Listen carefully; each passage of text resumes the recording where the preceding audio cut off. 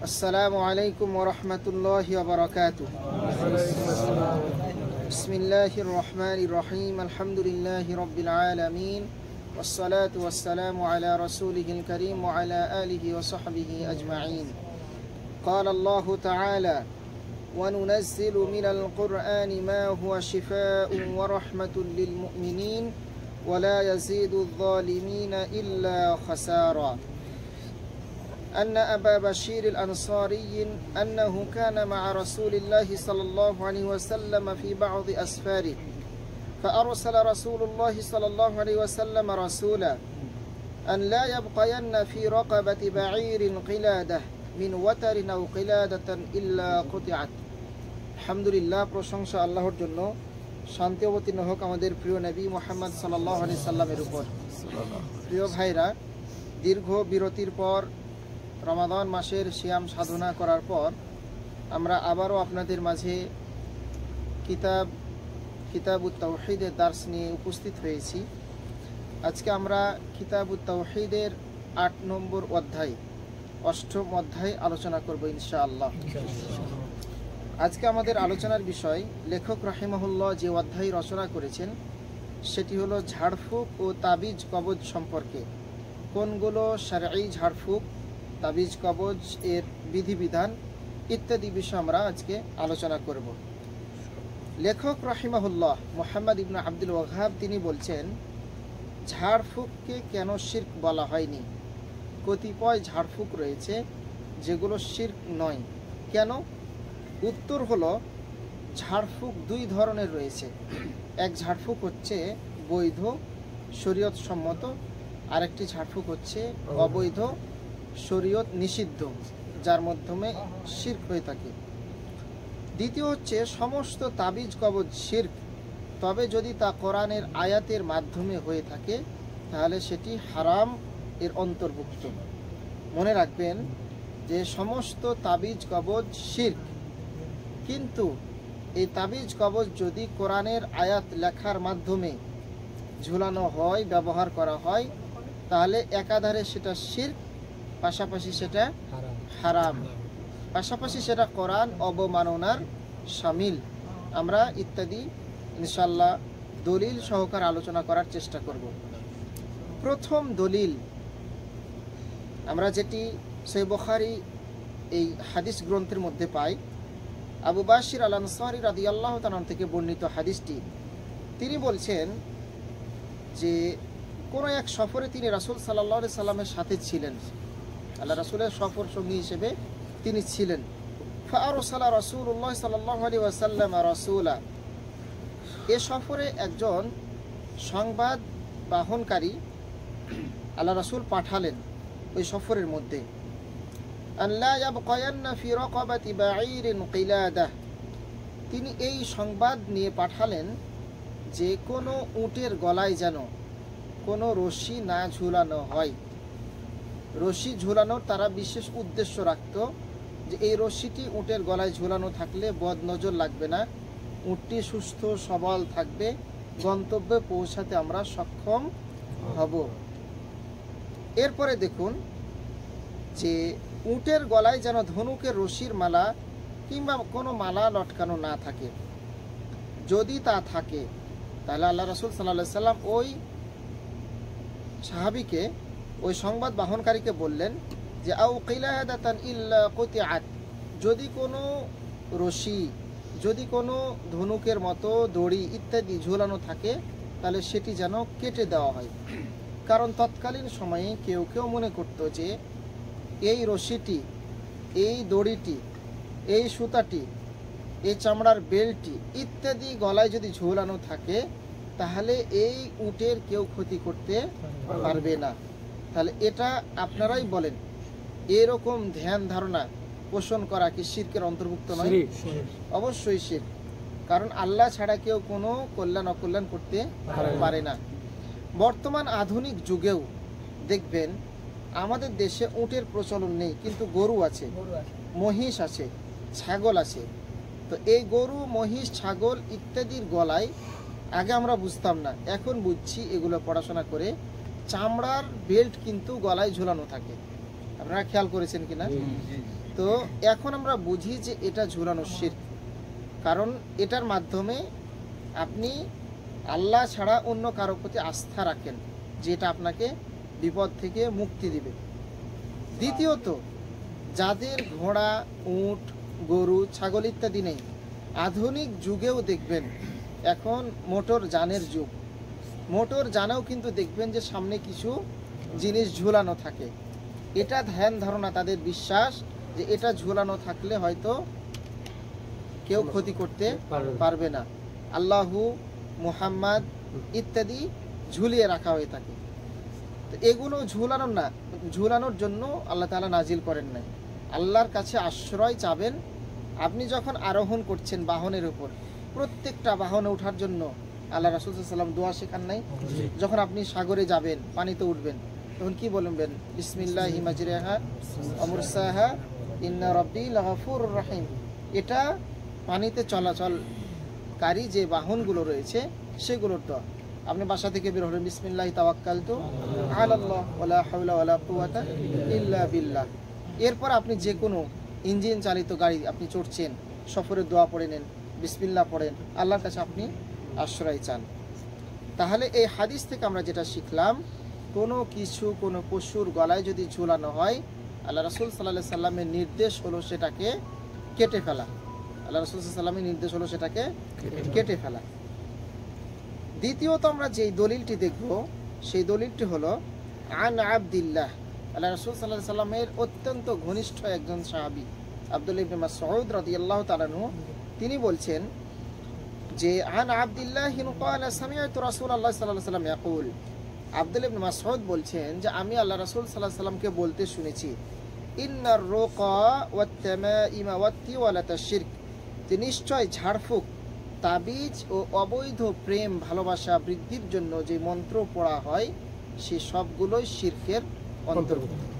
Inner রুকা মানে অবৈধ ঝাড়ফুঁক, জিন, ভূত, প্রেতাত্মা, দেব দেবী ইত্যাদির মাধ্যমে যে ঝাড়ফুঁক করা হয় শরীয়ত ব্যতীত, সেটা শিরকের অন্তর্ভুক্ত। দ্বিতীয়ত আল্লাহ রাসূল বলেন ওয়াত তামাইম, এবং তাবিজ ঝুলানো, এটিও শিরকের অন্তর্ভুক্ত। এরপর আল্লাহ রাসূল বললেন যে ওয়াত তিওয়ালাতা, মন্ত্র পড়া, এটিও শিরকের অন্তর্ভুক্ত হয়ে যাবে। হাদিস আবু দাউদ এবং আহমদ গ্রন্থের মধ্যে এসেছে।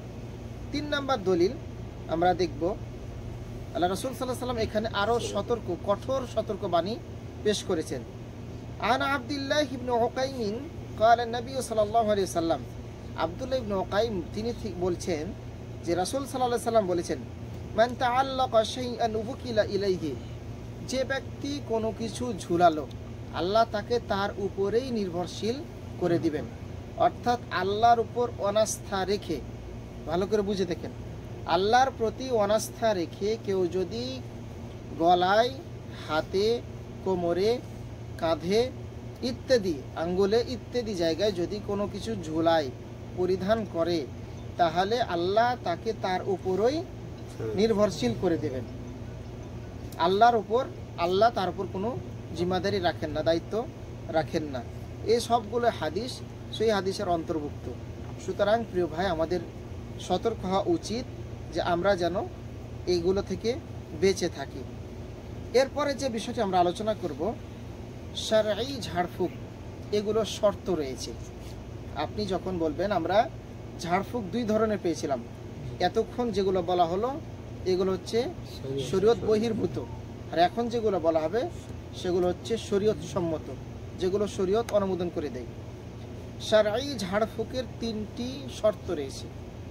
3টি শর্ত রয়েছে। আগামী সপ্তাহে আমরা ধরবো আপনাদেরকে যে শরীয়ত সম্মত ঝাড়ফুঁকের কয়টি শর্ত রয়েছে ও কি কি। সেটা হচ্ছে 3টি শর্ত। তার 1 নম্বর হচ্ছে ঝাড়ফুঁক কোরআন এবং সুন্নাহ দ্বারা সাব্যস্ত হতে হবে, অথবা আল্লাহর সিফাতি নাম ব্যবহার করতে হবে। কোরআনে অনেক দোয়া রয়েছে।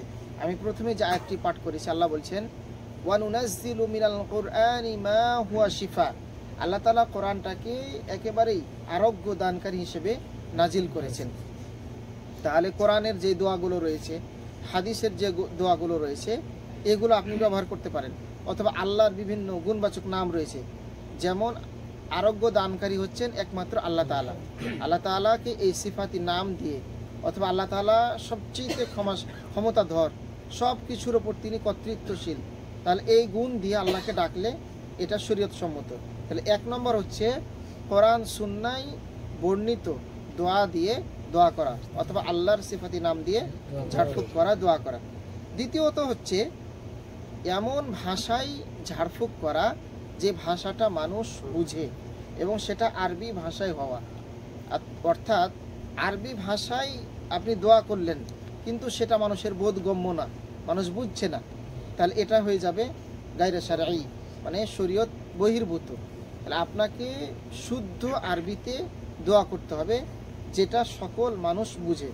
3 নাম্বার হচ্ছে এই বিশ্বাস করতে হবে যে নিশ্চয় ঝাড়ফুঁক শারঈ উপকরণ, আপনি ঝাড়ফুঁক করছেন কিন্তু এটা একটা ওয়াসিলা বা মাধ্যম, কিন্তু আল্লাহ আপনাকে আরোগ্য দান করবে। কথা বুঝিয়েছেন?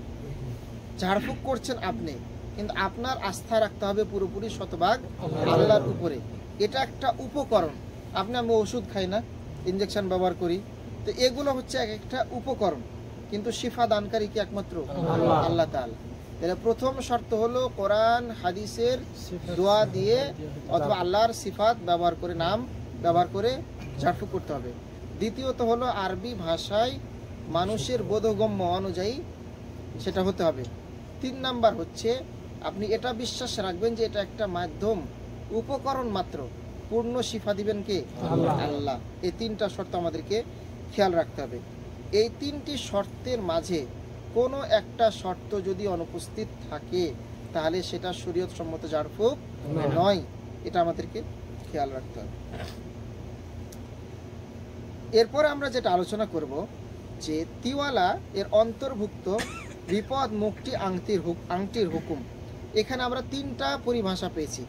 1 নম্বর হচ্ছে তামাইম বা তাবিজ, এটা মানুষ ব্যবহার করে থাকে যে আগত বিপদ থেকে আপনাকে রক্ষা করবে এই জন্য, অথবা আপনি বিপদে পড়ে গেছেন আর যেন না পড়েন।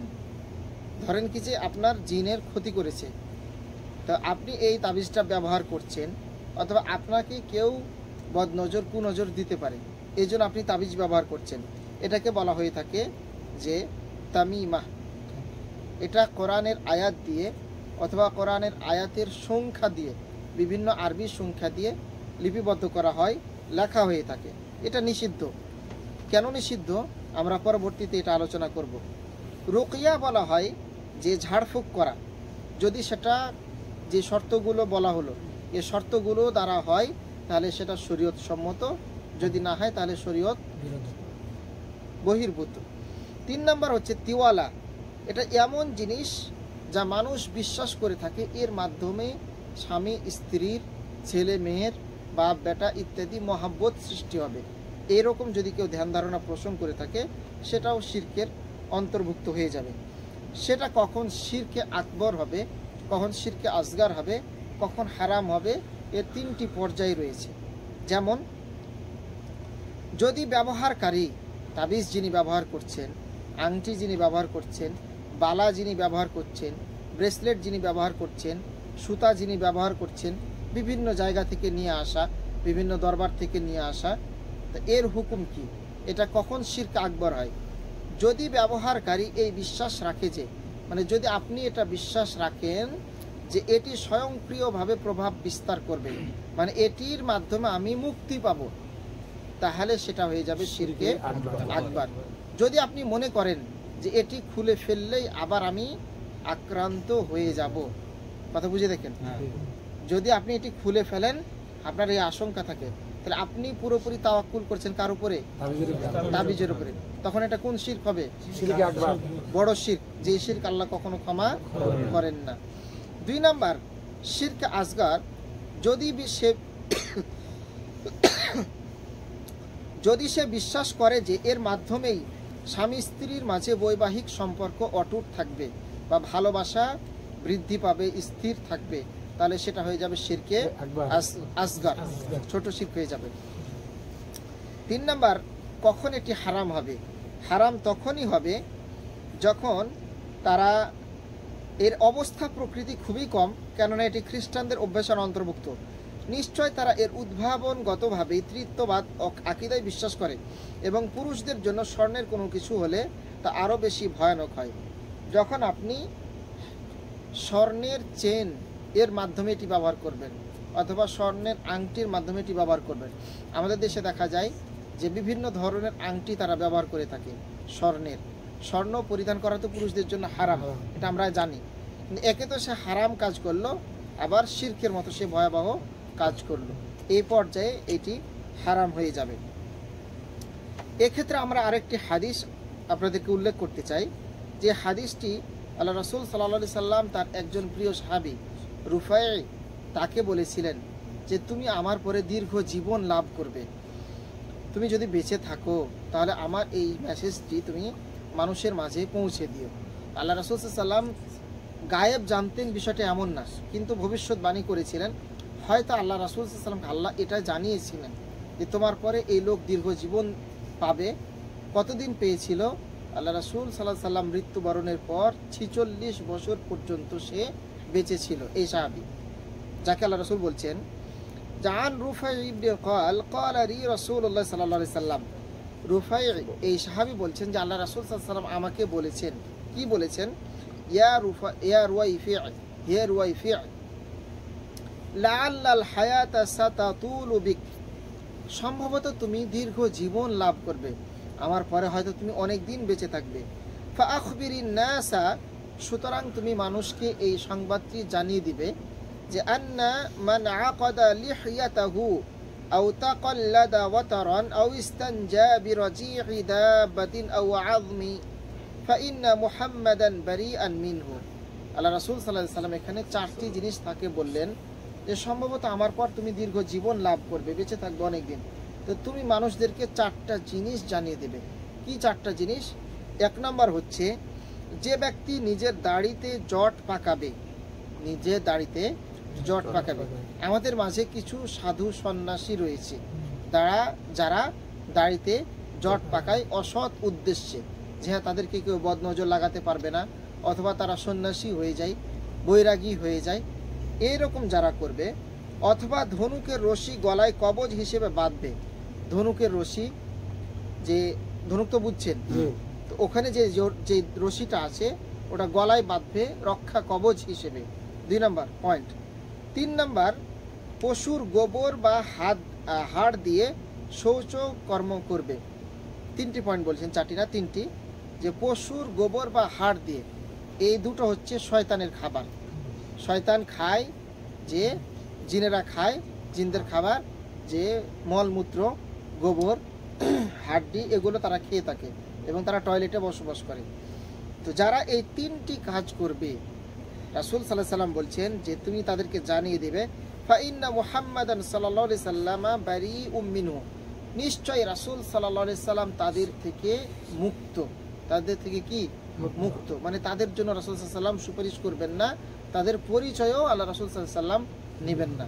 দেখেন এই 3টা রোগ কিন্তু আমাদের মাঝে আছে, আমাদের সমাজে এই 3টা রোগ আছে। দেখা যায় যে জাদু করার জন্য, ঝাড়ফুঁক করার জন্য কবরস্থানের মৃত মানুষের হাড্ডি লাগবে, আপনারা শুনেন না এরকম কথা?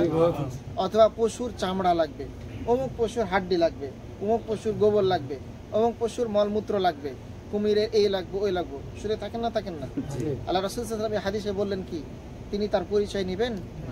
আল্লাহ রাসূল বললেন যে সে আমার মানে পরিবারের অন্তর্ভুক্ত না, মানে আমি তার থেকে মুক্ত।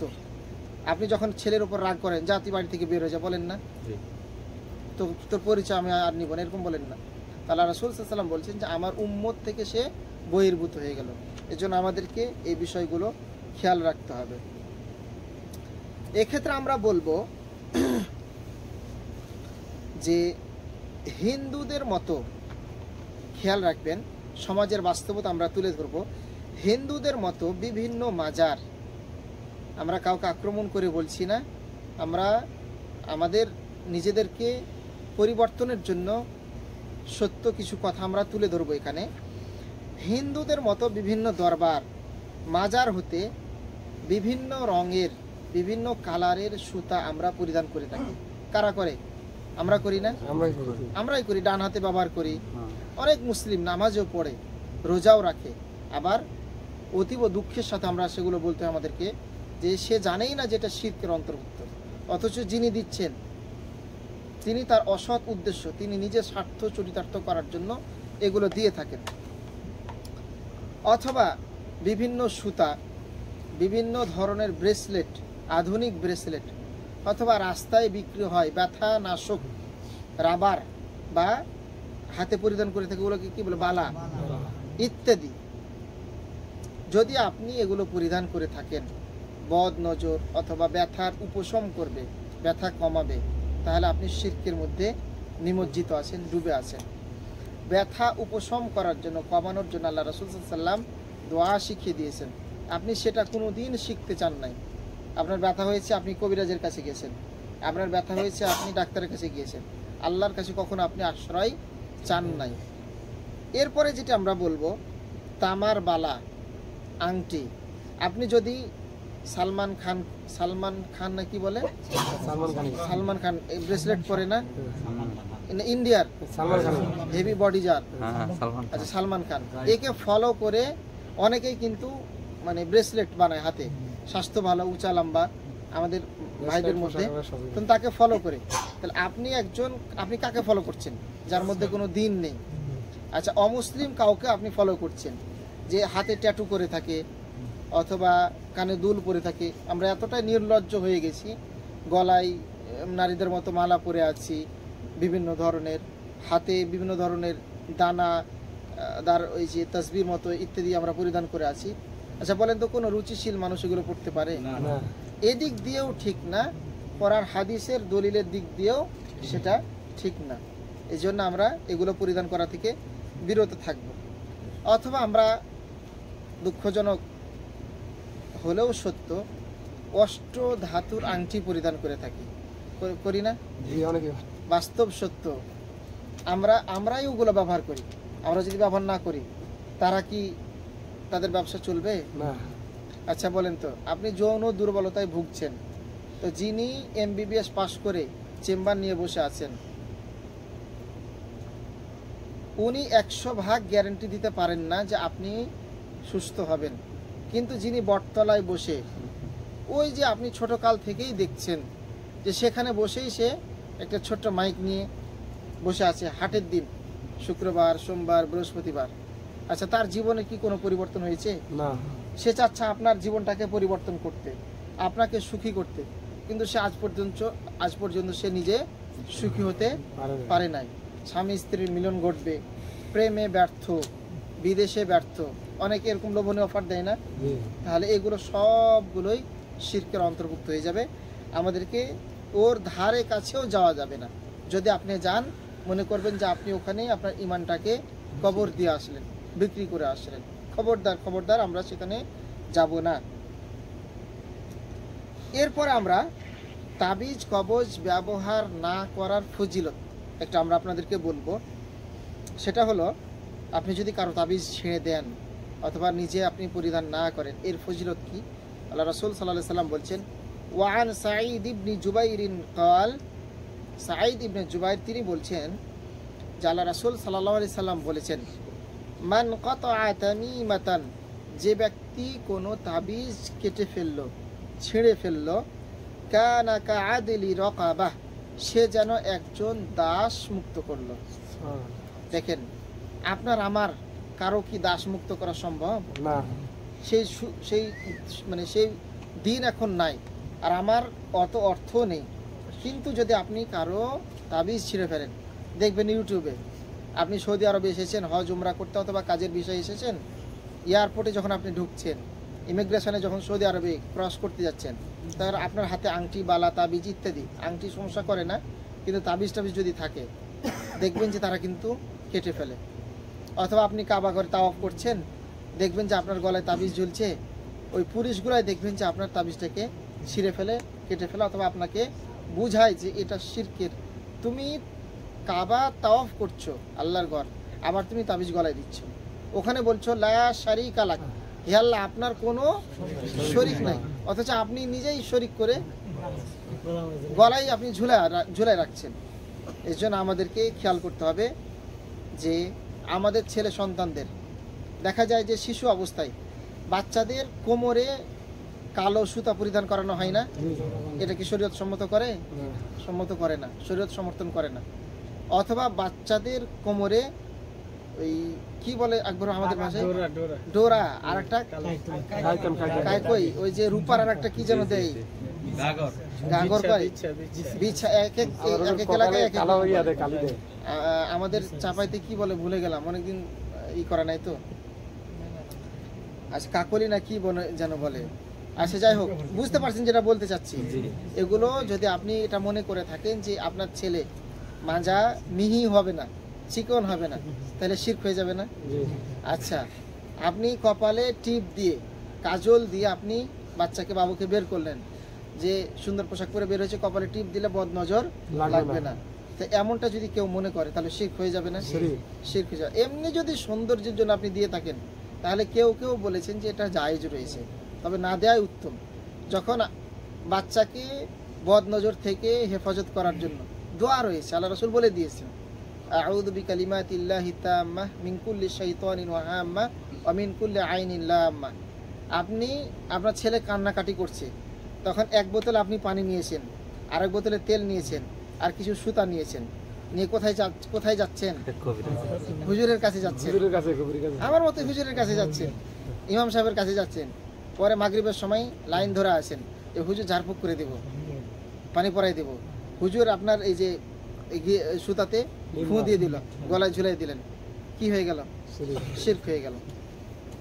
যদিও আমাদের হুজুরদের সাথে আমার এই আলোচনাগুলো মিলবে না, অথচ আমি আপনাদেরকে সহিহ বুখারী থেকে, আহমদ থেকে, আবু দাউদ থেকে হাদিসগুলো উপস্থাপন করার চেষ্টা করেছি। যাই হোক, আমরা আমাদের আলোচনা এই পর্বে এখানে শেষ করছি। শারঈ ঝাড়ফুঁক আমরা কিভাবে করতে পারি আমি কিছু আলোচনা করব, আর আপনি কেন এই ঝাড়ফুঁক করবেন না। ঝাড়ফুঁক করলে আপনার সমস্ত আমল নষ্ট হয়ে যাবে। যদি আপনি তাবিজের উপর নির্ভরশীল হন, ইমাম ইবনুল কাইয়িম রাহিমাহুল্লাহ তিনি বলছেন, যাকে আল্লাহর কালাম সুস্থ করতে পারে না, আগের আয়াতে আমরা কি দেখলাম যে কোরআন হচ্ছে শেফা, যাকে কোরআন শেফা দিতে পারে না তাকে কোনো কিছুই শেফা দিতে পারে না। সহজ কথা, আপনি যদি কোরআনের মাধ্যমে বলেন, তো তৎকালীন সময়ে এরকম কি আধুনিক চিকিৎসা বিদ্যা ছিল? বিজ্ঞান ছিল? ছিল না। তখন আল্লাহ রাসূল সাল্লাল্লাহু আলাইহি সাল্লামের অসংখ্য উদাহরণ রয়েছে। আল্লাহ রাসূল সাল্লাল্লাহু আলাইহি সাল্লাম মুতার যুদ্ধে যাবে, মুতার যুদ্ধে না খায়বার যুদ্ধে, মুতার যুদ্ধে সম্ভবত। তো আলী রাদিয়াল্লাহু এই বলছেন যে আগামীকাল সকালে আমি যার হাতে ইসলামের পতাকা ঝান্ডা তুলে দিব, সে আপনার তার মাধ্যমে ইসলাম বিজয় হবে। তো দেখা গেছে যে সবাই অপেক্ষা করতে লাগলো যে কার হাতে আল্লাহ রাসূল পতাকা তুলে দেন। তো সবাই সকালে আসলো, কিন্তু কার হাতে দিল না। তখন আল্লাহ রাসূল খুঁজলেন যে আলী কোথায়। আল্লাহ রাসূল বললেন, মানুষ বললেন সাহাবীরা, যে আলী বাসায় আছে, তার চোখ লাল হয়ে আছে বা চোখের অসুখ হয়েছে, তাকে ডেকে আনো। তাকে ডেকে আনলেন। আল্লাহ রাসূল সাল্লাল্লাহু আলাইহি ওয়াসাল্লাম তার মুখ থেকে থুথু দিয়ে তার চোখে দিলেন। আলী রাদিয়াল্লাহু বলছেন যে আমার এমন হলো যে আমার মনে হয় কোনো অসুখই ছিল না, আমি আগের চাইতে আরো সুন্দরভাবে দেখতে পেলাম। আল্লাহ রাসূল সাল্লাল্লাহু আলাইহি সাল্লাম নিজেও কিন্তু জাদুগ্রস্ত হয়েছিলেন। তিনি কোনো কবিরাজের কাছে গিয়েছিলেন? যান নাই। তিনি নিজেই কোরআন পড়ে নিজেই সুস্থ হয়েছেন, যেটা জিবরাইল আলাইহিস সালাম আমাদেরকে শিখিয়ে দিয়েছেন। আপনি যদি তাবিজের উপর নির্ভর করেন তাহলে আপনার তাওয়াক্কুল আল্লাহর উপর থাকে না। আর আল্লাহ বলছেন, ওয়া আলাল্লাহি ফাতাওয়াক্কালু ইন কুনতুম মুমিনিন, তোমরা যদি মুমিন হও তাহলে আল্লাহর প্রতি পূর্ণ আস্থা রাখো। আমরা অল্প কিছু আলোচনা করে আমাদের আলোচনা শেষ করব ইনশাআল্লাহ। যে দোয়া আপনার বিপদকে আটকে রাখে, আগত বিপদকে, অনাগত বিপদকে আটকে রাখে দোয়া। এটাই হচ্ছে সবচেয়ে বড় অস্ত্র। সবচেয়ে একজন মুমিনের সবচেয়ে বড় অস্ত্র হচ্ছে দোয়া। ফিলিস্তিনে এখন বর্বরচিত হামলা চলছে না, আমাদের কিছু করার নেই। আপনার একটা AK-47 চাইতে আপনার দোয়া হচ্ছে বেশি শক্তিশালী। আপনি সেখানে যেতে পারছেন না, আপনি কান্নাকাটি করুন তাদের জন্য, আল্লাহ তাদেরকে আপনি বিপদ মুক্ত করেন, তাদেরকে উদ্ধার করেন, জালেমের হাতকে আপনি আল্লাহ ধ্বংস করে দেন। আচ্ছা, যাই হোক, আমরা যেটি আলোচনা করতে চাচ্ছিলাম আপনাদেরকে, যে কিভাবে আমরা বদ নজর থেকে মুক্ত হব, আমরা এর চিকিৎসা করব কিভাবে? এক নম্বর যে দোয়াটি সেটি হলো আউযু বিকালিমাতিল্লাহি তাম্মাহ মিন কুল্লি শাইতানিন ওয়া হাম্মাহ ওয়া মিন কুল্লি আইনিন লাম্মাহ। এই দোয়াটি আমরা পড়তে পারি। এর অর্থ হলো আমি আল্লাহর পরিপূর্ণ কালেমা সমূহের মাধ্যমে আশ্রয় চাচ্ছি যাবতীয় শয়তান ও বিষধর জন্তু থেকে এবং যাবতীয় ক্ষতিকর বদনজর থেকে, চক্ষু বা বদনজর থেকে। দ্বিতীয় দোয়া হচ্ছে আউযু বিকালিমাতিল্লাহি তাম্মাতি মিন শাররি মা খালাক। এটা পড়তে পারেন, ছোট্ট দোয়া, আউযু বিকালিমাতিল্লাহি তাম্মাতি মিন শাররি মা খালাক। আর অন্যান্য দোয়া রয়েছে, যেমনটি আল্লাহ রাসূল বলছেন যে বিসমিল্লাহি আররকিকা মিন কুল্লি শাইইন ইউযিকা মিন শাররি কুল্লি নাফসিন আও আইনিন হাসিদিন আল্লাহু ইয়াশফিকা বিসমিল্লাহি আররকিকা। এটা আমরা পড়তে পারি। সর্বশেষ যদি আমরা এগুলো পড়তে নাও পারি, আমাদের হাতে রয়েছে সূরাতুন নাস এবং সূরাতুল ফালাক, এছাড়া রয়েছে সূরাতুল ফাতিহা। এগুলোর মাধ্যমে আমরা এই রুকিয়া করতে পারি, নিজেরা নিজেদেরকে ঝাড়ফুঁক করতে পারি। আমরা জানি যে সূরাতুল ফাতিহার অপর নাম হচ্ছে সূরাতুশ শিফা। সূরাতুশ শিফা, ওই যে আমরা একটা হাদিস বলেছিলাম সূরা ফাতিহা তাফসীর করতে গিয়ে যে কতিপয় সাহাবী সফরে বের হয়েছেন। ওই সফরে দেখা গেল যে এক এলাকায় তারা ঢুকেছেন, তো তারা আশ্রয় চেয়েছিলেন, মেহমানদারি চেয়েছিলেন, কিন্তু তারা মেহমানদারি করাতে রাজি হয় নাই। তো তাদের যিনি নেতা, তিনি একবার বিচ্ছু দ্বারা আক্রান্ত হলেন। সাপ বা বিচ্ছু দ্বারা আক্রান্ত হলে কেউ সুস্থ করতে পারছে না, তিনি সুস্থ হচ্ছেন না। তখন তিনি এই লোকদের কাছে এসে, সাহাবীদের কাছে এসে বললেন যে তোমাদের মাঝে কেউ কি ঝাড়ফুঁক করে, এরকম কেউ আছে? তখন তিনি বললেন যে হ্যাঁ, একজন আছে। তখন তিনি গেলেন ওই তার দলপতিদের কাছে বা নেতার কাছে, গিয়ে সূরা ফাতিহা পড়ে তিনি তাকে ঝাড়ফুঁক করলেন। ঝাড়ফুঁক করার পর তিনি পরিপূর্ণ সুস্থ হলেন। তো তিনি শর্ত করেছিলেন যে এক পাল ছাগল আমাদেরকে দিতে হবে। এই খবরটি আল্লাহ রাসূল সাল্লাল্লাহু আলাইহি ওয়াসাল্লামের কাছে এসে বললে আল্লাহ রাসূল সাল্লাল্লাহু আলাইহি ওয়াসাল্লাম বললেন যে তুমি এটা কিভাবে জেনেছো যে সূরা ফাতিহা? অর্থাৎ তিনি সমর্থন করলেন। এরপরে বললেন যে ওখান থেকে আমার জন্য একটা ছাগল রাখিও। তাহলে এই হাদিসের মাধ্যমে আমরা বুঝতে পারি যে সূরাতুল ফাতিহা দ্বারা আরোগ্য হয়ে থাকে। এরপর আমরা যেটা বলবো যে আপনি যদি জাদুগ্রস্ত হন, আপনাকে কেউ যদি বদনজর লাগিয়ে দেয়, ক্ষতি করে, বাচ্চার, আপনার, দেখছেন যে একের পর এক বিপদ আপনার মাঝে, আপনার উপর আসতেই আছে, তাহলে আপনি সকাল এবং সন্ধ্যায় 3 বার এই দোয়াটি পাঠ করবেন। বিসমিল্লাহিল্লাযী লা ইয়াদুররু মা ইসমিহি শাইউন ফিল আরদি ওয়ালা ফিস সামা ওয়া হুয়াস সামিউল আলিম। এই সব দোয়াগুলো আপনারা পাবেন হিসনুল মুসলিম, একটা বই আছে, ছোট একটা বই, আরবিতে মসজিদে থাকে, অথবা অ্যাপস আছে একটা, বাংলায় হিসনুল মুসলিম, প্লে স্টোরে যদি আপনি করেন সার্চ দেন তাহলে পেয়ে যাবেন, অথবা পিডিএফও পাবেন হিসনুল মুসলিম।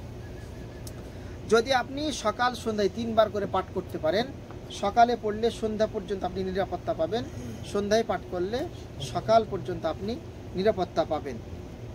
3 নাম্বার যেটি আপনি করবেন, প্রত্যেক সালাতের পর ঘুমানোর আগে, সকালে সন্ধ্যায়, কয়বার বললাম?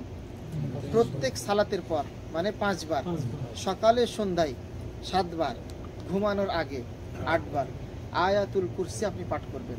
আল্লাহু লা ইলাহা ইল্লা হুয়াল হাইয়ুল কাইয়ুম। এটি পাঠ না করে আপনি ঘুমাতেই যাবেন না। বুঝতে পেরেছেন? শুয়ে আছেন, ঘুমাতে যাচ্ছেন, আজেবাজে চিন্তা আসছে, আপনি আয়াতুল কুরসি পড়েন, দেখেন যে 1 বার 2 বার পড়ে তারপরে ঘুম আসছে না, 10 বার পড়েন, ঘুম আসছে না, আপনি টার্গেট নিন যে আমি 50 বার পড়ব, দেখবেন যে পড়তে পড়তে কখনো অটোমেটিক ঘুম চলে এসেছে। এরপর সকাল সন্ধ্যায় ও ঘুমের সময় 3 বার কুল হুয়াল্লাহু আহাদ, 3 কুল, যেটা সূরা ইখলাস, সূরা নাস এবং সূরা ফালাক আপনি পাঠ করবেন। আগামী সপ্তাহে কিন্তু আমি ধরব যে জাদু থেকে মুক্ত হওয়ার জন্য কোরআনিক ট্রিটমেন্ট কি কি রয়েছে। তাহলে 1 নাম্বার আমরা বলেছিলাম যে ওই দোয়াগুলো পড়তে হবে। ওই দোয়াগুলো পড়তে যদি না পারেন তাহলে আপনি আয়াতুল কুরসি পড়বেন, বিসমিল্লাহিল্লাযী লা ইয়াদুররু মা ইসমিহি এটাও পড়বেন, আয়াতুল কুরসি পড়বেন 8 বার দিনে রাতে, সূরা নাস, ফালাক, ইখলাস এটাও পড়বেন 8 বার দিনে রাতে। কোন কোন সময়? প্রত্যেক নামাজের পর, সকাল সন্ধ্যায় এবং ঘুমানোর সময়। হাত দুটোকে এভাবে মুঠ করবেন, মুঠ করে ঘুমানোর সময়, রাতে ঘুমের সময় তো বেশি ডিস্টার্ব করে, তাই না? মুঠ করে ওগুলো পড়ে করে গোটা শরীর মাসাজ করবেন, মাথা থেকে নিয়ে পাতালু পর্যন্ত বা যত দূর পর্যন্ত হাত যায়। এরপর প্রত্যেক দিন এই দোয়াটা পাঠ করবেন, লা ইলাহা ইল্লাল্লাহু ওয়াহদাহু লা শারীকা লাহু লাহুল মুলকু ওয়া লাহুল হামদু ওয়া হুয়া আলা কুল্লি শাইইন কাদির। 100 বার পড়বেন। 100 বার শুনে মনে হয় ভয় পেয়ে গেলেন, এটা বেশি না। আপনি মসজিদে আসছেন যাচ্ছেন, টার্গেট করেন 5 বার আপনি মসজিদে যাওয়া আসা করেন, তাহলে আসার সময় 5 বার পড়বেন, বা আসার সময় 10 বার পড়বেন, যাওয়ার সময় 10 বার পড়বেন। 10 বার পড়তে কি কয় 10 মিনিট লাগবে? আমাদের যে স্পিড 5G, তো দেখা যাচ্ছে যে 10 বার পড়তে 5 মিনিট লাগবে হয়তো। তা আপনি যখন মসজিদে যাচ্ছেন তখন টার্গেট করেন যে আমি 10 বার লা ইলাহা ইল্লাল্লাহু ওয়াহদাহু লা শারীকা লাহু পড়ব। তাহলে যাওয়ার সময় 10 বার, আসার সময় 10 বার, কয়বার হলো? 100 বার, 20 বার। তাহলে 5 20 অটোমেটিক হয়ে গেল। আর রাত্রে যখন শুয়ে আছেন তখন আপনি লা ইলাহা ইল্লাল্লাহু ওয়াহদাহু লা শারীকা লাহু লাহুল মুলকু ওয়া লাহুল হামদু ওয়া আলা কুল্লি শাইইন কাদির, এটা পাঠ করতে থাকেন। কাজ করছেন, কাজ নাই, বসে আছেন, এটা পাঠ করতে থাকেন। রান্না বান্না করছেন, তখন এটা পাঠ করতে থাকেন, অটোমেটিক এটা হয়ে যাবে। 5 নাম্বার, সম্ভব হলে আজওয়া খেজুর খাবেন 7টি। সকালে 7টি যদি আজওয়া কালো খেজুর যেটা মদিনার, সেটা খেতে পারেন, তাহলে আপনি আক্রান্ত হবেন না, কেউ আপনাকে আক্রান্ত করতে পারবে না। খালি পেটে খেতে হবে। এরপরে আমরা যেটি জানবো যে যদি আপনি আক্রান্ত হয়েই যান, জাদু দ্বারা আপনাকে কেউ আক্রান্ত করেছে, আপনি কিভাবে নিজেকে আপনি রোকেয়া করতে পারবেন, ঝাড়ফুঁক করতে পারবেন, সেটা কি? আউযু বিল্লাহি মিনাশ শাইতানির রাজিম, এটি পানিতে পড়ে আপনি ফুঁ দেন, অথবা যিনি এই ব্যাপারে অভিজ্ঞ আলেম, যিনি শিরক বিদআত করেন না, তার কাছে গিয়ে আপনি ঝাড়ফুঁক করতে পারেন।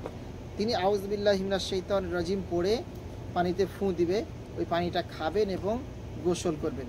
আরও কিছু দোয়া রয়েছে। পানিতে ফুঁ দিয়ে ওই ব্যক্তি 3 বার পান করবে এবং বাকি যে পানিটা থাকবে সেটা দিয়ে সে গোসল করবে, ইনশাল্লাহ সে রোগ মুক্ত হবে। যতদিন পর্যন্ত সে রোগ মুক্ত না হচ্ছে এই আমলটা সে করতেই থাকবে। আবার কেউ ট্রাই করার জন্য এই আমল করতে যায় না, যে দেখি তো ভালো হয় কি না, একটু চেক করে দেখি। অনেকে আবার এরকম করে, তাই না? এটা কি তাওয়াক্কুল হলো? তাওয়াক্কুল হলো না, তাওয়াক্কুল হলো না। আপনার পূর্ণ তাওয়াক্কুল থাকতে হবে যে না, আমি এর মাধ্যমে সুস্থ হব। আপনি যখন ডাক্তারের কাছে যান তখন কি আপনার তাওয়াক্কুল 50-50 থাকে নাকি ফুল থাকে? ফুল, একেবারে মিয়া মিয়া, অপারেশন করলেই সাকসেস, এরকম থাকে না তাওয়াক্কুল? ডাক্তারের কাছে তাওয়াক্কুল যত আমাদের থাকে, আল্লাহর উপর আমাদের অত তাওয়াক্কুল থাকে না। থাকে কি? থাকে না। বা আপনি যার কাছে কাজের সন্ধানে বের হয়েছেন, ওই মনে হয় আমাকে একটা কাজের ব্যবস্থা করে দিতে পারবে, তা আপনি আল্লাহর কাছে আগে দরখাস্ত করেন না, আল্লাহর কাছে আগে আপনি পূর্ণ তাওয়াক্কুল করেন, তাহলে ইনশাল্লাহ হয়ে যাবে। সামগ্রিকভাবে আল্লাহর কাছে আশ্রয় চাওয়ার কিছু দোয়া। আমরা সুষম খাবার খাই আক্রান্ত হওয়ার পর, রোগ হওয়ার পর, অথচ নিয়ম কি ছিল? উচিত ছিল কি? আগে খাওয়া, মানে যাতে আপনি আপনার শরীরে রোগ প্রতিরোধ ক্ষমতা বৃদ্ধি পায়। আমরা এটা করি না। মানুষ যখন হাসপাতালে থাকে তখন আমরা খেতে তাকে দেই, অথচ তখন তার খাওয়ার কোনো রুচি থাকে না। তো আপনি যখন অসুস্থ হন নাই, তখনই আপনাকে আল্লাহর কাছে দোয়া করতে হবে যে আল্লাহ তাআলা যেন আমি অসুস্থ না হই। মাগরিবের সময় একটা ঘটনা শুনলাম, আমাদের এক ভাই যেখানে থাকে, আকামা নাই, কিচ্ছু নাই, বাইরে কাজ করে। তো ঘটনাটা শুনে এত আমি ভয় পাইছি যে আল্লাহ আমাদেরকে কত সুস্থ রাখে। বলছে যে এই এক সপ্তাহ, ঈদের 2 দিন পর থেকে সে যা খাচ্ছে কিছু হজম হচ্ছে না, বাথরুমও হচ্ছে না, পেট ফুলে এরকম হয়ে গেছে। আমি তাকে কয়েকদিন আগেই দেখছি ওই লোকটাকে, তো বললাম যে ওই লোকটাকে কেন দেখতে পাচ্ছি না? বলছে হুজুর সে তো এখন 2 দিন থেকে আইসিইউতে আছে, 2 দিন থেকে এক রাতের বিল হচ্ছে 3000 রিয়াল আইসিইউতে, না আছে আকামা, কি হবে আল্লাহ ভালো জানে। তা আপনি এই অবস্থা আপনার হয়নি, আপনি এই অবস্থা হওয়ার পর আল্লাহর কাছে দোয়া করবেন নাকি আগে? এই অবস্থা হওয়ার আগে আপনাকে আল্লাহর কাছে দোয়া করতে হবে, আল্লাহ এত বড় পরীক্ষা আপনি আমাকে করেন না, আমি পারবো না এত বড় পরীক্ষা পাশ করতে। আমাদের কি আইয়ুব নবীর মতো দোয়া আছে, শক্তি আছে, ধৈর্য আছে, ঈমান আছে? ওই রকম নাই। তো দেখেন, আপনি প্রত্যেক দিন বলবেন আসআলুল্লাহাল আযীম রাব্বাল আরশিল আযীম আন ইয়াশফিয়াক। রোগী দেখতে গেছেন তখন এই দোয়াটা পড়বেন, রোগীর মাথায় হাত বুলায়। এরপরে আপনি শরীরে ব্যথা অনুভব করছেন, ওই জায়গাতে আপনি হাত রেখে 3 বার বলবেন বিসমিল্লাহ। ধরেন যে মাথায় ব্যথা হচ্ছে, বিসমিল্লাহ বললেন 3 বার, বিসমিল্লাহ বিসমিল্লাহ বিসমিল্লাহ। এরপর বলেন আউযু বিল্লাহি ওয়া কুদরাতিহি মিন শাররি মা আজিদু ও হাজিরু, 7 বার বলেন। আগেই প্যানাডল খাওয়ার ধান্দা করেন না। তা প্যানাডলের ওপর তাওয়াক্কুল হয়ে গেছে আমাদের, মাথা ব্যথা করছে, শরীরে এনার্জি নাই, প্যানাডল খাই না। তাওয়াক্কুল করেন আল্লাহর ওপর, হাত দেন, নিয়মটা শিখে নেন। বিসমিল্লাহ বিসমিল্লাহ বিসমিল্লাহ। এবার 7 বার বলবেন। কি বইয়ের নাম বলেছি বলেন তো? হিসনুল মুসলিম। হিসনুল মুসলিম, এই বইটা আপনারা ওখানে পাবেন। তাহলে 7 বার বলবেন আউযু বিল্লাহি ওয়া কুদরাতিহি মিন শাররি মা আজিদু ওয়া উহাযিরু। ব্যথার ওষুধ কি ডাইক্লোফেনাক বা ক্লোফেনাক খান না, দরকার নাই। এটা পড়ে আপনারা চিকিৎসা করেন, কোরআনিক ট্রিটমেন্ট করেন। আপনার ছেলে অসুস্থ, আপনি অসুস্থ, আল্লাহর কাছে দোয়া করেন আযহিবিল বাস রাব্বান নাস ওয়াশফি আনতা শাফি লা শিফা ইল্লা শিফাউক শিফাআন লা ইগাদিরু সাকামা। হে মানুষের রব, আপনি সমস্যা দূর করে দিন, আপনি রোগ মুক্ত করে দিন, আপনি আরোগ্য দানকারী। কাকে বলছেন? আল্লাহকে বলছেন। আপনার আরোগ্য ব্যতীত কোনো আরোগ্য নেই, অতএব এমন আরোগ্য দিন যা কোনো রোগকে ছাড়বে না। অর্থাৎ আপনার শরীরের যত রোগ ব্যাধি আছে আল্লাহ আপনি আমাকে সবগুলো থেকে মুক্ত করেন। আচ্ছা বলেন তো, আল্লাহ রাসূল সাল্লাল্লাহু আলাইহি ওয়াসাল্লাম কি সবসময় অসুস্থ থাকতেন?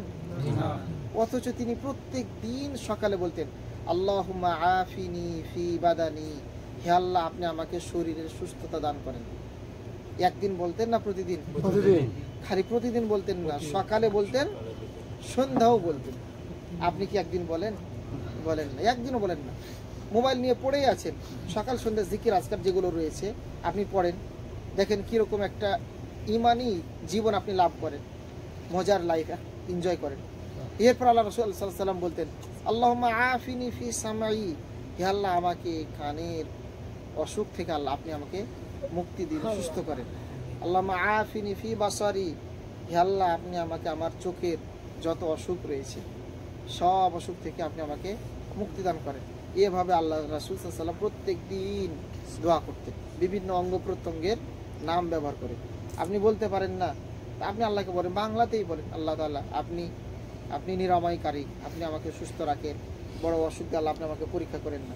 যদি আপনাকে আল্লাহ কোনো অসুখও দেয়, তারপর আপনি এর মাধ্যমে আপনার গুনাহগুলো আল্লাহ তাআলা ক্ষমা করে থাকেন। নবীর কি কোনো গুনাহ ছিল? তাও তো তিনি অসুস্থ হয়েছিলেন। মুমিন কাঁটাবিদ্ধ হলেও তার মাধ্যমে তার গুনাহগুলোকে আল্লাহ ক্ষমা করে দেন, মাফ করে দেন। ও অসুখ হলে আপনি আল্লাহকে অভিশাপ করবেন না, অভিশাপ করবেন না, এর মাধ্যমে আপনার গুনাহগুলোকে আল্লাহ ক্ষমা করে দেন এবং আল্লাহর কাছে সাহায্য চাইবেন। এরপর আমরা যেটা বলবো যে আপনি প্রাকৃতিকভাবে আপনি এই নিজেকে এই বিভিন্ন ধরনের জাদু, ব্ল্যাক ম্যাজিক ইত্যাদি থেকে মুক্ত রাখতে পারেন। সেগুলো কি? কোরআনের যে দোয়া বললাম যেগুলো, সেগুলো তো আপনারা পড়বেনই। এরপর আপনি প্রাকৃতিক, আল্লাহ প্রদত্ত, প্রাকৃতিক কথাটা ভুল, প্রকৃতি আমাদেরকে কিছু দেয় না। প্রকৃতি কার অনুগত বলেন তো? আল্লাহর অনুগত। বাতাসের নিজস্ব কোনো ক্ষমতা আছে? এই যে দুবাইকে তলিয়ে দিয়েছে, দুবাইতে যত ধরনের পাপ হয় আস্তাগফিরুল্লাহ, ওখানে নাকি মন্দিরও নির্মাণ করেছে, একদিনেই একবারই কুপকাত করে দিয়েছে, এয়ারপোর্টকে একবার ভাসাই দিয়েছে। যেভাবে গাড়িগুলো দোল খাচ্ছে, কোটি টাকা দামের গাড়ি, বুর্জ খলিফা, এর কি কোনো ক্ষমতা আছে? একে ধসাই দিতে পারেন না? আল্লাহ যদি এর বেসমেন্টটাকে একটু হালকা করে দেন, বালুটাকে, মাটিটাকে যদি একটু নরম করে দেন, থাকবে বুর্জ খলিফা? বুর্জ খলিফাতে যে অপরাধ অন্যায় হয়, যে পাপ হয়। তো দেখেন, এই জন্য কোরআনিক দোয়াগুলো আমরাকে পড়তে হবে প্রত্যেক দিন। এরপরে প্রাকৃতিক যেটা বলছিলাম, যে প্রকৃতি আল্লাহর অনুগত, বাতাস, সূর্য, চাঁদ, এদের নিজস্ব কোনো ক্ষমতা নেই, অথচ বিজ্ঞান বলছে এদের নিজস্ব ক্ষমতা আছে। বিজ্ঞানের আকীদা, বিশ্বাস হলো এদের নিজস্ব ক্ষমতা আছে, আর আমাদের আকীদা হলো কি? এদের নিজস্ব কোনো ক্ষমতা নেই। এরা আল্লাহর হুকুমের অনুগত। সূরা রহমান পড়েন, সূরা ইয়াসিন পড়েন, কি সুন্দর সুন্দর কথা আল্লাহ তাআলা সেগুলোতে বলেছেন। তো যাই হোক, আল্লাহ প্রদত্ত যেগুলো নেয়ামত, তার মধ্যে শ্রেষ্ঠ নেয়ামত হচ্ছে মধু, যার মধ্যে আল্লাহ বলছেন যে এর মধ্যেই শিফা রয়েছে। মৌমাছি বিভিন্ন জায়গা থেকে, ফুল থেকে রেণু মধু সংগ্রহ করে আনেন, এরপরে আমরা সেটা ভক্ষণ করে থাকি। তবে সেটা অরিজিনাল হতে হবে, আমাদের দেশের মতো চিনি মেশানো হলে হবে না। এরপর আর একটা আল্লাহর বিশেষ বিশেষ বিশেষ আমাদের জন্য নিয়ামত রয়েছে, জমজমের পানি। জমজমের পানি পান করেন, দেখেন আপনি আরোগ্য পেয়ে যাবেন, আপনি আরোগ্য পেয়ে যাবেন। এটা দুনিয়ার সাধারণ পানি নয়। এরপরে জাইতুন তেল, ওয়াত্তিনি জাইতুন খাবেন, জাইতুন খাওয়ার চেষ্টা করবেন, 3 ফল খাওয়ার চেষ্টা করবেন। এরপরে এগুলো মাখার চেষ্টা করবেন। আমরা গরিব মানুষ, এগুলো তেল তো তরকারিতে রান্না করে খাইতে পারবো না, মাঝে মধ্যে যদি শরীরে মাখাতে পারি এটা মাখাবেন। রাসূল সাল্লাল্লাহু আলাইহি ওয়াসাল্লাম বলছেন, তোমরা জাইতুন তেল খাও এবং তা মাখো, কেননা তা এক বরকতময় গাছ থেকে তৈরি। কে বলছেন? রাসূল সাল্লাল্লাহু আলাইহি ওয়াসাল্লাম। জাইতুন তেল খেতে হবে, মাখতে হবে, চেহারা এমনিতেই অটোমেটিক সুন্দর হয়ে যাবে। আপনি ওই বিভিন্ন ধরনের ওই পারফিউম, বিভিন্ন ধরনের প্রসাধনী যেগুলো রয়েছে এগুলো মাখা থেকে বিরত থাকবেন। এরপর আমরা যেটা বলবো যে সবশেষ আমরা আল্লাহ তাআলা আমাদেরকে পরীক্ষা করে থাকেন, আল্লাহ তাআলা আমাদেরকে অসুখ বিসুখ দিয়ে পরীক্ষা করে থাকেন। সূরা বাকারার একটা আয়াত আছে না, যে ওয়ালানাবলুওয়ান্নাকুম বিশাইইম মিনাল খাউফি ওয়াল জু'i ওয়া নাকসিম মিনাল আমওয়ালি ওয়াল আনফুসি ওয়াত তামারাত। আল্লাহ তাআলা মানুষদেরকে পরীক্ষা করে থাকেন ক্ষুধা দিয়ে, মিনাল জু'i, তারপরে আয়াত কি, ওয়ালানাবলুওয়ান্নাকুম বিশাইইম মিনাল খাউফি ওয়াল জু'i ওয়া নাকসিম মিনাল আমওয়াল, যে ধন সম্পদের কমতি দিয়ে, দারিদ্রতা দিয়ে, ওয়াল আনফুস, এবং নাফসের ক্ষতি দিয়ে, মৃত্যু হতে পারে অথবা অসুস্থতা হতে পারে। এর মাধ্যমে আল্লাহ পরীক্ষা করে থাকেন। নবীরাও যেখানে আক্রান্ত হয়েছে সেখানে আপনারা আক্রান্ত হতেই পারি। এই জন্য আল্লাহর কাছে আমাদেরকে আশ্রয় চাইতে হবে। আল্লাহ তাআলার কাছে দোয়া করছি, আল্লাহ তাআলা যেন আমাদেরকে মানুষের ক্ষতি থেকে হেফাজত করে, মানুষের বদ নজর থেকে যেন আল্লাহ তাআলা আমাদেরকে হেফাজত করে। আমাদের মধ্যে যারা অসুস্থ রয়েছে, বিশেষ করে যে ভাইয়ের কথা আমরা বললাম, আমরা সবাই তার জন্য দোয়া করি। গরিব মানুষ, প্রবাসী, খেটে খায়, এত টাকা চিকিৎসা করার কি ক্ষমতা আছে? এখন অজ্ঞান হয়ে আইসিইউতে পড়ে আছে। আমরা তার জন্য দোয়া করি, আল্লাহ তাআলা যেন তাকে পরিপূর্ণ শিফা দান করেন, আমিন। আমরাও যারা অসুস্থ রয়েছে আল্লাহ তাআলা যেন আমাদেরকেও সুস্থতা দান করেন। দোয়া করছি আরও তাদের জন্য যারা আমাদের বড় করেছেন, আমাদের পিতামাতা, ভাই বোন, আত্মীয় স্বজন যারা মারা গিয়েছেন, আল্লাহ তাদের কবরকে যেন আলোকিত করে দেন, তাদেরকে যেন আল্লাহ তাআলা জান্নাতুল ফিরদাউস দান করেন। যারা বেঁচে আছেন আমাদের পিতামাতা, আমরা যেন তাদের সাথে সুসম্পর্ক বজায় রাখতে পারি, সম্মান শ্রদ্ধা করতে পারি, তাদের খেদমত করতে পারি। আমাদের পরিবার পরিজনকে আল্লাহ তাআলা যেন নিরাপত্তার চাদরে আবৃত করে রাখেন, এই আশাবাদ ব্যক্ত করে আজকের আলোচনা আমরা এখানে শেষ করছি। ওয়া সাল্লাল্লাহু ওয়াসাল্লাম আলা নবিয়িনা মুহাম্মদ ওয়া আলা আলিহি ওয়া সাহবিহি আজমাইন। আসসালামু আলাইকুম ওয়া রাহমাতুল্লাহি ওয়া বারাকাতুহু।